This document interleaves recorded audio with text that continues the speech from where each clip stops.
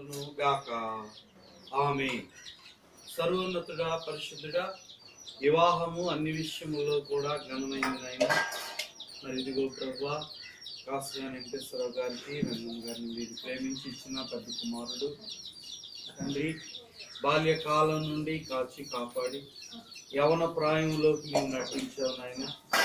మరి తండ్రి ఆయనైనా మరి ఇదిగో పెండ్లి కుమారుడుగా సిద్ధపరుచుండగా పరలోక తండ్రి, మీరు దేవదూతలు, పరిశుద్ధులు మీరందరూ కూడా ఈ గృహంలోనికి వచ్చి పెండ్లి కుమారుడుగా ఏర్పాటు చేయించుండగా దీవించండి.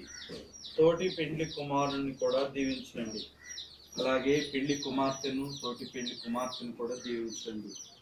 ఇదిగో నాయన, మరి మా దేశ సాంప్రదాయం ప్రకారం ఇలాగ ముందుగా నాయన నలుగు పెట్టి ఇలాగ తండ్రి పెద్దలైన వారందరూ కూడా అక్షింతలు వేసి ఆశీర్వదించుచుండగా పరలోకపు దీవెన, పరలోకపు ఆశీర్వాదములు దయచేయండి. ఒక నూతన కుటుంబంగా కట్టబడుచుండగా నాయన రావలసిన జ్ఞానాన్ని దయచేయండి నాయన. ఇదిగో ప్రభువా, మీరే స్నానము చేయించుచుండగా పోవలసినటువంటి తీసివేయండి.